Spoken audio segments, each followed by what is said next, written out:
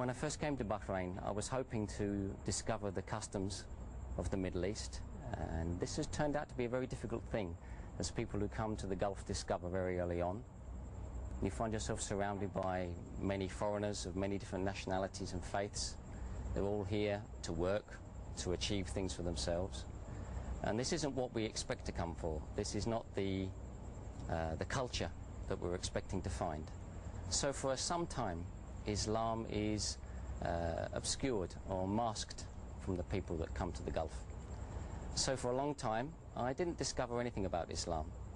I heard the adhan and I thought, this is very beautiful, what do these words mean? And people told me. But even so, this was just information. This was almost like tourism.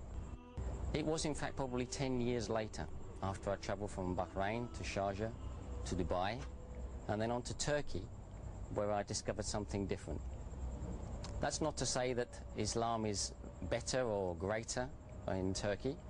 Not at all. In fact, sadly, Islam is suppressed in Turkey in many ways. I discovered after my arrival in Turkey that there were some wonderful things to find out about that country. Of course, it has a great Islamic history, and this has sort of struck me visually straight away. I immediately discovered the beautiful Islamic architecture from the Ottoman period, and it was only after some time in Turkey I started to get to know the people very well. We came to Ramadan, something which I'd witnessed many times before in the Gulf, but something which I just had let it pass me by, as most Westerners do. Just an annoyance, an inability to get a cup of tea during the day. In Turkey I felt something different. I felt some sense of something else. And I soon noticed that the people who were fasting in Ramadan were the people who I'd already decided that I liked. There was an obvious correlation between the best of the people and the people who fasted. These proved to be the best of the Muslims, and I was attracted to them. So I joined in. I did what seemed like a strange thing. I started to fast in Ramadan, even though I was not a Muslim. And I found this very, very pleasing in many ways, quite challenging in other ways, but very, very pleasing. And I enjoyed the fast. I enjoyed especially the few moments before the adhan of Maghrib and waiting quietly with the people that have been fasting all day, working right through the day. Because in Turkey there's no allowance made for Ramadan in the work. So people are fasting completely from the beginning of the day until dusk, and they're working all the time. And I did this also. And this is difficult, but alhamdulillah we succeeded. And I was impressed with this, and this gave me a feeling of achievement, and it inspired me to do more studying. And around this time somebody gave me my first Quran. It was a Yusuf Ali translation, and I was able to read it in the English and to understand something. And I was amazed when I read it that there was nothing strange in this book. I'd expected it to be full of, I don't know, Eastern mysticism, whatever nonsense you like to think that as Westerners we imagine. There was nothing odd in it. In fact, what I discovered was it wasn't like the Bible. I'd never been able to understand the Bible. The Bible seemed to me to be full of contradictions, peculiar stories that didn't seem to add up, and things which didn't seem to convey the message of Christ. The message of Jesus didn't seem to come through in the Bible except in some parts. Later I've studied this more closely and I now understand why, but that's not the subject now. The point was that the Quran made complete sense. So I read it, and this inspired me to read more. I read the biography of the Rasul and the life of Prophet Muhammad sallallahu alaihi wasallam, and this inspired me also. This was also very, very interesting. Clearly this was a great man in history. So this was facts, something that I could relate to as a Westerner, interested in logic. And I followed this, and I continue to follow it, but still nobody was doing any serious dawah to me. Nobody was trying to convince me that I should change my ways in any other way. So I became, if you like, an abstract scholar of Islam. I could have taken a qualification in Islamic studies, but this is of no real value if you don't intend to do something with it. And sadly I didn't. After I returned from Turkey to Dubai, by Allah, I found myself working for some very excellent people, and the person who was my boss became one of my great friends and still is to this day. In the evening after work we would discuss, or maybe we'd go out for some dinner, maybe a little bit during the office also, and he would help me to study the right things, and talk to the right people, answer some of my questions as best he could. But still he could see my objections were all to do with logic. All of these questions about custom and practice, all of these things that were born out of my secular upbringing. I'd never really been a Christian, I'd just been some sort of atheist or agnostic. I continued to ask questions, and they were questions he couldn't necessarily answer himself.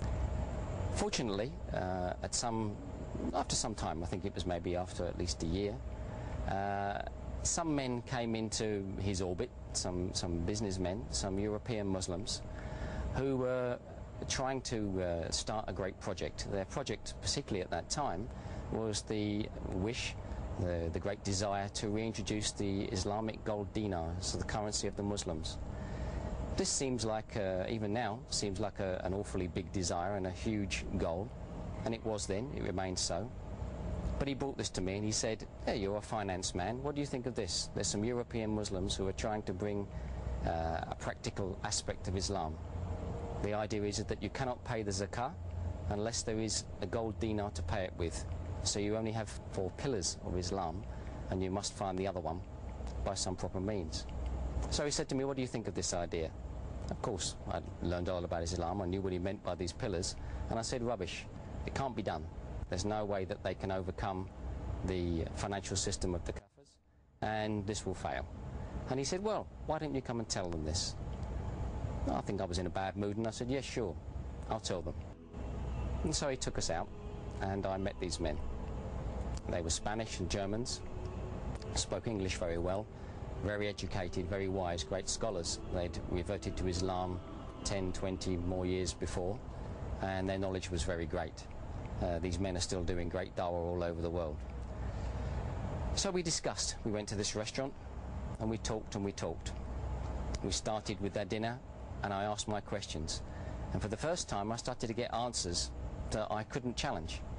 They weren't just answering my questions from a religious point of view, but they were also answering from a point of view of logic and all the scientific sense that I thought I had and I thought I had as my objections, and arguing these points of religion and philosophy.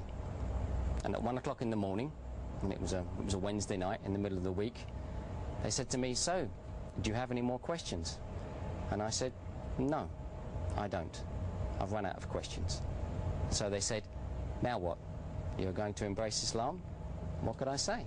I could only say yes. So it was. They invited me to come to their house on the following Friday, 2 days later. I came to their house, we prepared, they gave me some last lessons, some last advice, things I needed to know about the salah, about making wudu, ghusl. And we went to the Grand Mosque in Jumeirah, where I said my shahada. And I immediately got 1,000 big brothers all hugging me and delighted. And I'd never seen so many happy faces, never. No birthday party, no Christian gathering, no any other sort of gathering. So many pleased people, and they're all pleased for me. So that's my story. I hope it hasn't bored you too much. I think I just have one thing I want to say. Those of you that are watching that were born Muslims, alhamdulillah, you were blessed. And I just hope that you treasure it and you treat it as you should, as a gift that you were given at birth, something very wonderful.